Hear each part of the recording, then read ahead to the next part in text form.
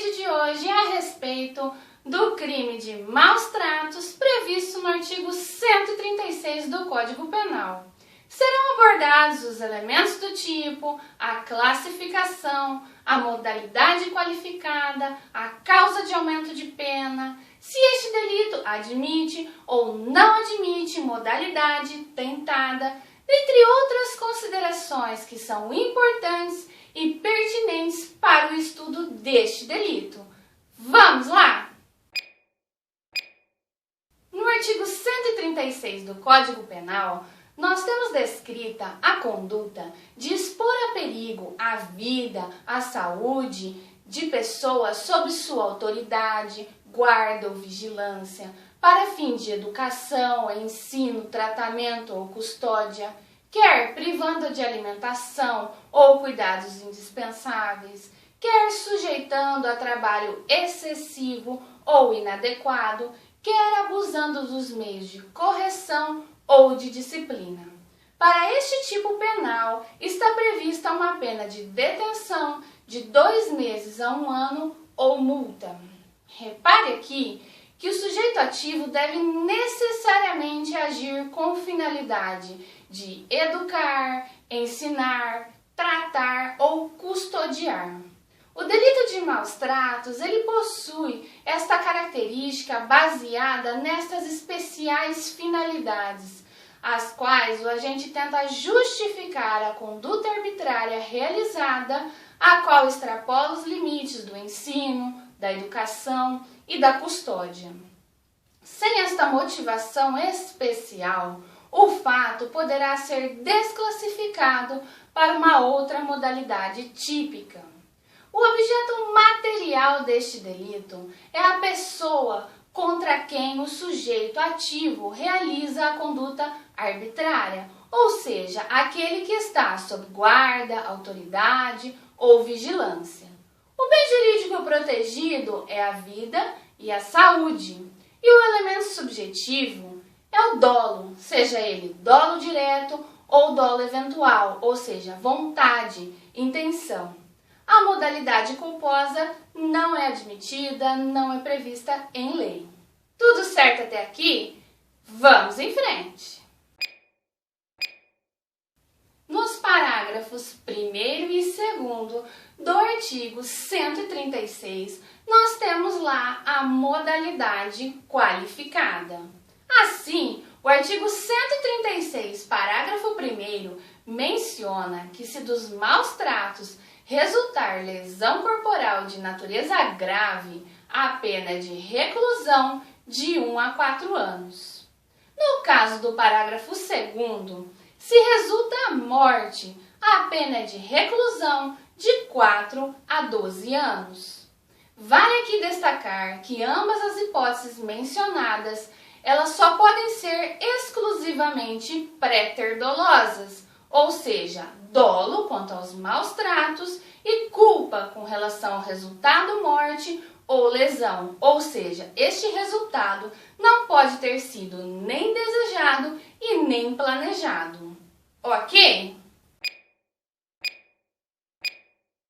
O parágrafo 3º do artigo 136 aqui em estudo apresenta situação majorante, a qual aumenta em 1/3 a pena de quem foi condenado com base no artigo 136 quando o delito é praticado contra a vítima menor de 14 anos. Passamos agora para o nosso próximo tópico para estudar os elementos do tipo. Vamos lá? Lá nos elementos do tipo, nós temos expor a vida ou a saúde, ou seja, colocar em risco. Esta exposição pode acontecer de vários modos, conforme destaca o tipo penal. Lá temos privar de alimentos. Essa privação ela pode ser total, ela pode ser parcial, ou seja, suprimir alimentos necessários à manutenção da vida e da saúde da vítima. Nós temos lá também privar os cuidados indispensáveis. Que cuidados são esses? Aqueles necessários ao desenvolvimento da pessoa.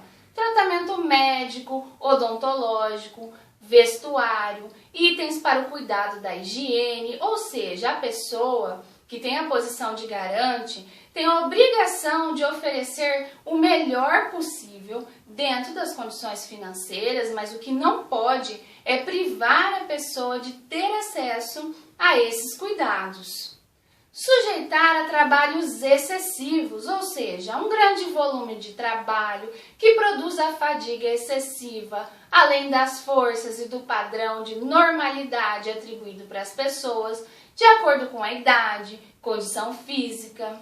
Temos lá também sujeitar a trabalhos inadequados. Que trabalhos inadequados são esses? Impróprio para aquela pessoa, inconveniente, que afete o desenvolvimento físico, a saúde, que coloca a vida dessa pessoa em risco.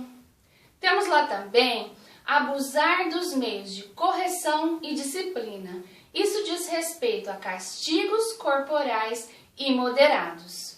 Diante de uma infração penal de perigo concreto, esse delito é então consumado com a efetiva criação de perigo para a vida ou para a saúde do sujeito passivo, o qual devem ficar demonstrados no caso concreto. O artigo 136, ele admite sim tentativa, mas somente na forma comissiva. Tudo ok até aqui? Vamos em frente!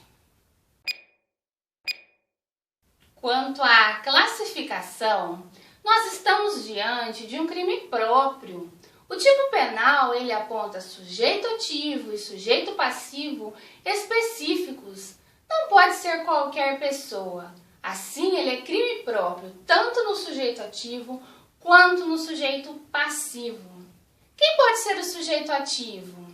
É a pessoa que detém guarda, autoridade, vigilância sobre a vítima. Quem pode ser? Pais, tutores, curadores, enfermeiros, carcereiros. Quem pode ser sujeito passivo? Quem seria? Aquele que está sob a autoridade, guarda, vigilância do agente. É um delito de perigo concreto, ou seja, o perigo efetivo deve ficar demonstrado. Assim seria o abuso dos meios de correção, mais a efetiva exposição de risco de perder a vida ou prejudicar a saúde, mais a situação de autoridade, guarda ou vigilância. É um crime doloso. O elemento subjetivo é o dolo. O tipo penal não prevê modalidade culposa. É um delito de forma vinculada. Por quê? Porque o tipo, ele enumera vários meios pelos quais o agente pode cometer o delito. Privar a vítima de alimentos, de cuidados indispensáveis. Ele é um delito comissivo ou omissivo, ou seja, ele pode acontecer por meio de uma ação ou de uma omissão. E justamente pelo caso de ser um crime de ação múltipla ou conteúdo variado. Mas o que é isso? Que é um crime de ação múltipla ou conteúdo variado? São crimes dentre os quais vários comportamentos previstos no tipo, o sujeito pode cometer 1, 2 ou 3 contra a mesma vítima que comete, na verdade, um crime único. Ele é um crime instantâneo, cuja demonstração que houve perigo efetivo para a vítima. A figura não exige habitualidade, mas também pode acontecer na modalidade permanente, quando, por exemplo, a vítima permanece vários dias privada de sua alimentação. É um delito monossubjetivo que pode ser praticado por uma só pessoa. É um delito plurissubsistente. Por quê? Porque vários atos fazem parte da conduta descrita na norma.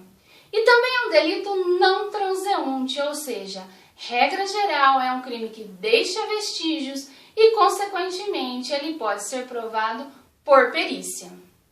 Passamos agora para o nosso próximo bloco. No que diz respeito ao delito de maus tratos previsto no artigo 136 do Código Penal e o delito de tortura, prevista na Lei nº 9.455 de 1997, há de ser considerado que ambos são crimes próprios, ou seja, somente podem ser cometidos por pessoa responsável por outra. Assim, os dois tipos exigem a condição de garante do sujeito ativo com relação ao sujeito passivo.